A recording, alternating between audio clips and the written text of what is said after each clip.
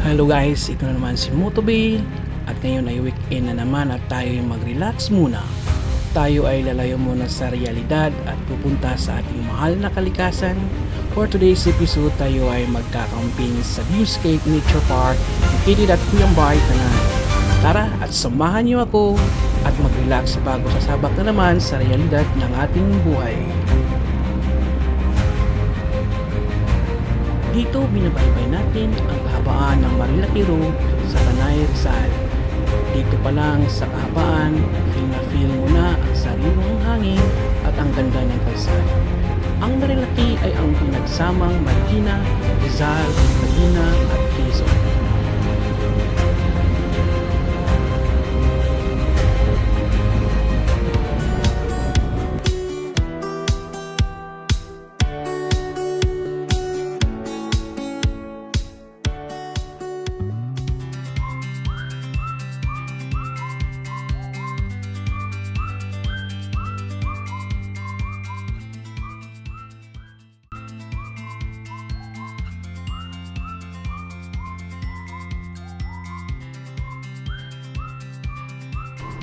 At dito pagdating sa entrance, kailangan natin magpa-register at magbayad. Dahil kami ay 10 pitching, ang aming nabayaran ay 300 per head, 250 sa 10 pitching at 50 motor parking fee. A total of 900 dahil kasama ko si OBR. Pagdating sa parking area, napakalawak, no? Dito din yung mga car camping. Kung 10 pitching lang tayo, so meron siyang designated area for parking, no, sa motor, sakyan. Mayroong stop na sa salubong bago ka makapasok sa 10 pitching area. May bakod po yung para sa mga 10 pitching area, no. So napakalawak dito, napakaganda.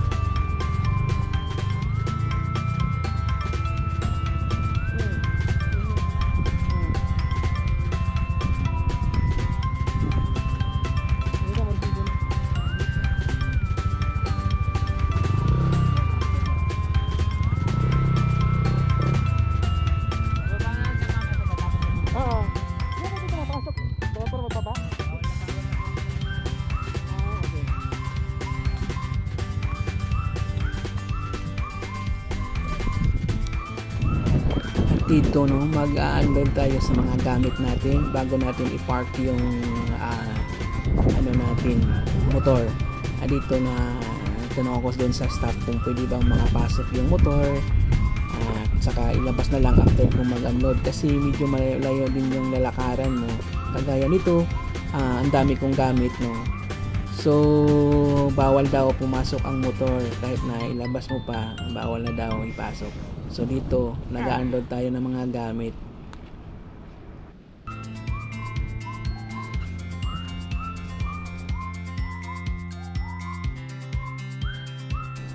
Dito nakapili na tayo ng spot natin, no. So ang pinili natin ay doon sa dulo, na malayo doon sa mga campers na mga nauna para hindi tayo mapalibutan. So ditong bandang gilid ng may mga grass, tsaka dulo na talaga to, wala na pwedeng mag 10 pitching pa sa harap natin kasi napaka slope na doon. Dito sa napili natin may slightly slope siya, so maganda din siya pag malakas ang ulan. So yung tubig, hindi mag-steady yung tubig, no, so didiretso lang yung tubig.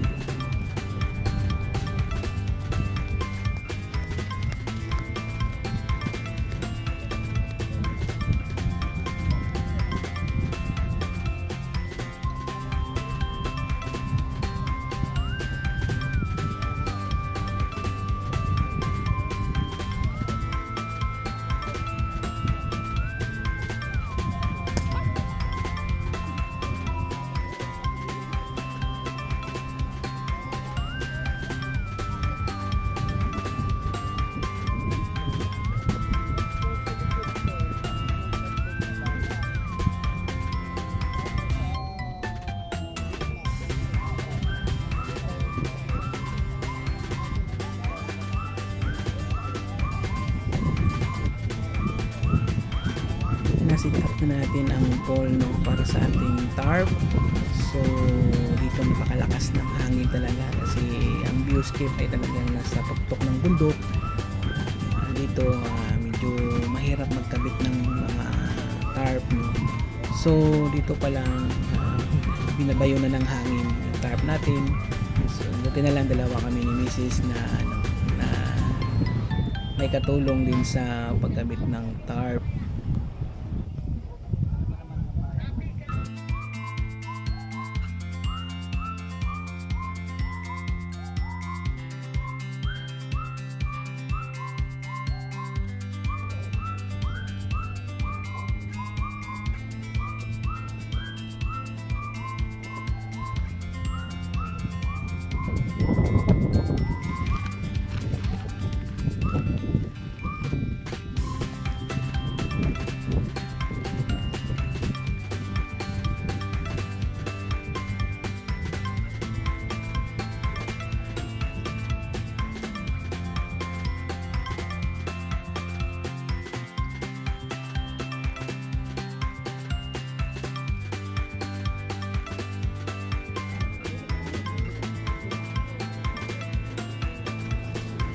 Dito medyo bad trip tayo, no? Naiwan natin yung ibang lubid sa tarp natin. 4 na lubid yun. Andun pala sa isang tent na yun ang sana ang dalhin namin, pero pinili namin na ito yung isang tent ang gamitin namin, kaya naiwan yung 4 na natin lubid, no. Buti na lang yung isang tent na lang namin ay meron siyang mga lubid, so ginawan ko na lang ng paraan para maikabit natin kasi mahirap ang tarp na hindi kompleto ng mga rope, no, dahil malakas ang hangin dito. So kailangan kompleto talaga para tumibay yung tarp natin.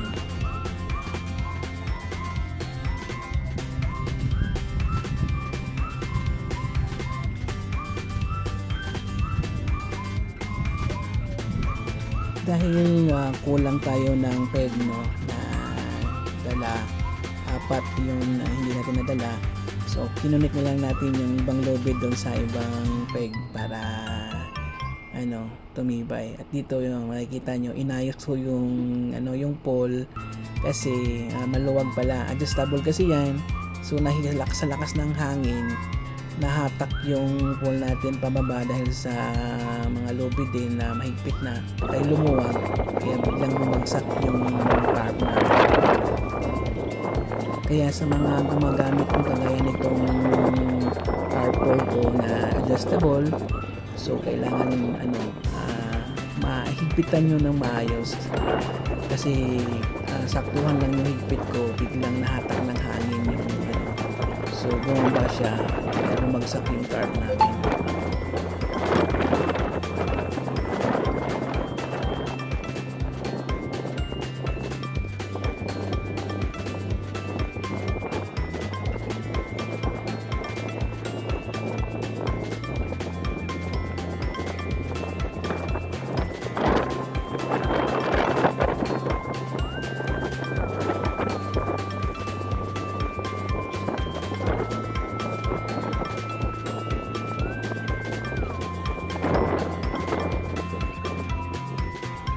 Pagdating sa tent natin, no, so dito usually kasi pag nagka-camping ako, lalo na pag nasa mababa lang o walang hindi mahangin, hindi kagaya nito na sa tuktok ng bundok, hindi ko ginagamit yung guidelines. Yung tent natin hindi ko nilagyan ng guidelines.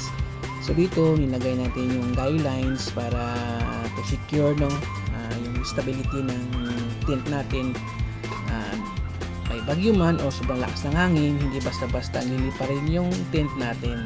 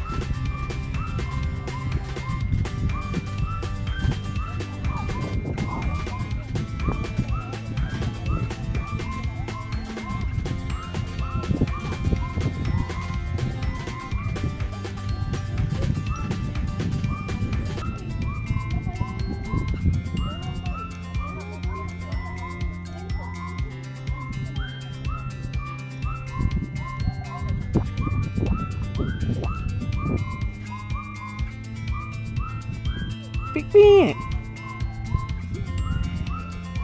Pipi!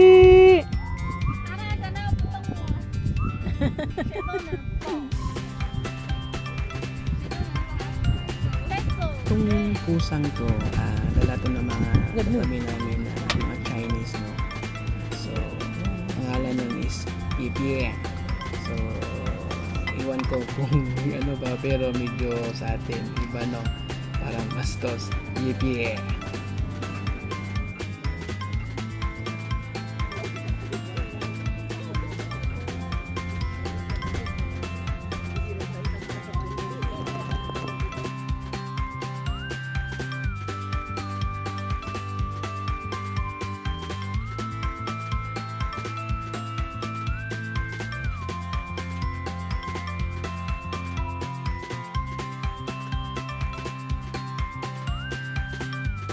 Dahil hapon na, tayo po ay maghahanda ng hapunan natin.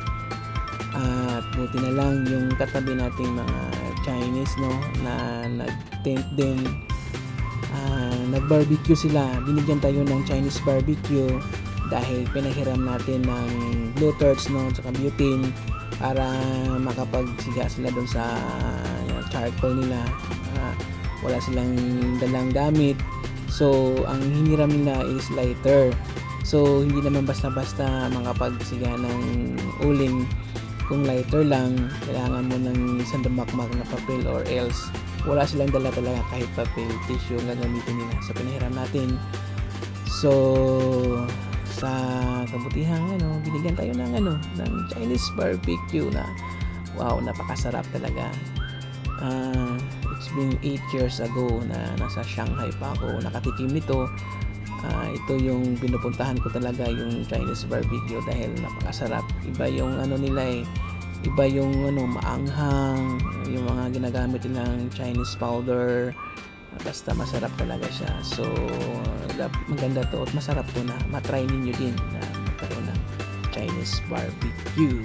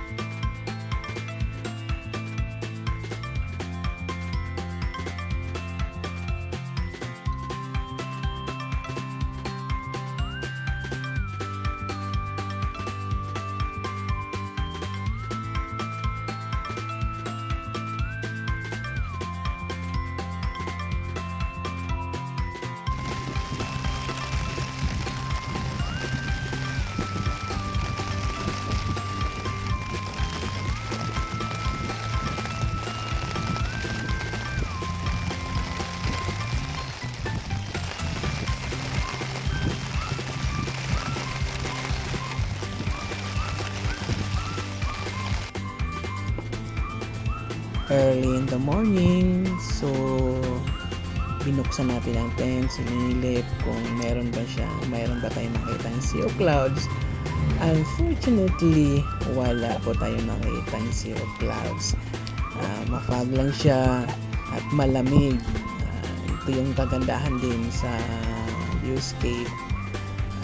Pag morning sa kahapon, pag tanghali, medyo tirik talaga ng araw kasi wala siyang hindi siya mapuno.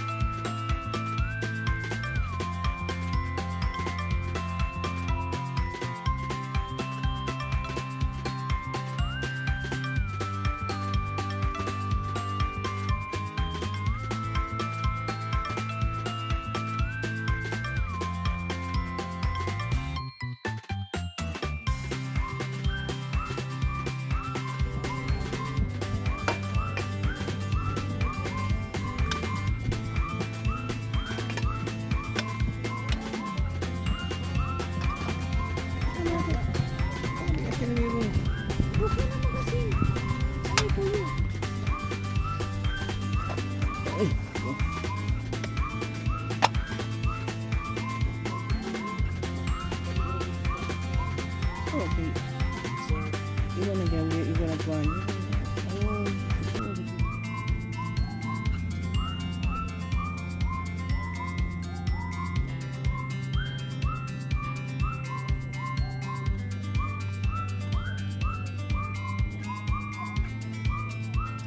itlog.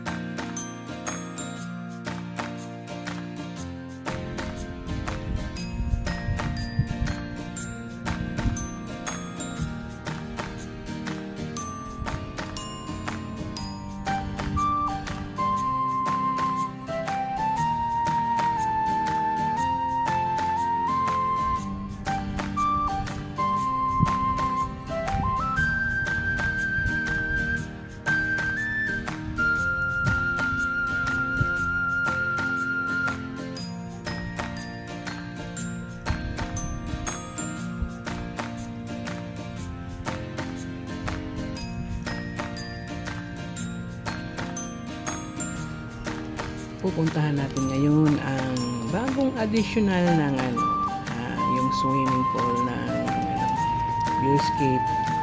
So another pala dito, magbabayad ka ulit for sa swimming pool. Hindi siya kasama dun sa entrance fee nila.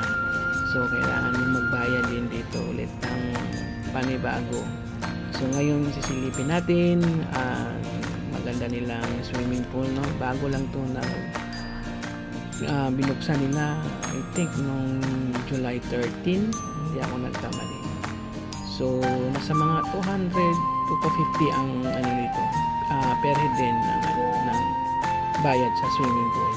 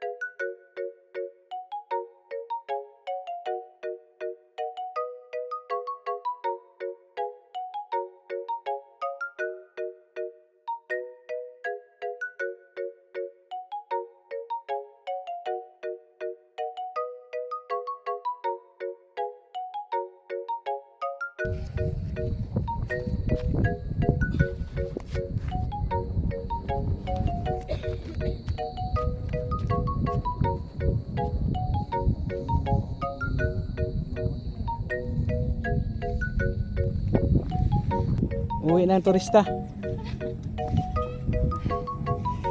Hangat.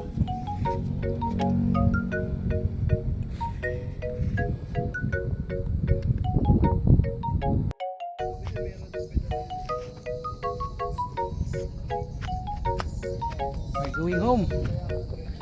Tapos na ang maliligayang araw sa pag-camping.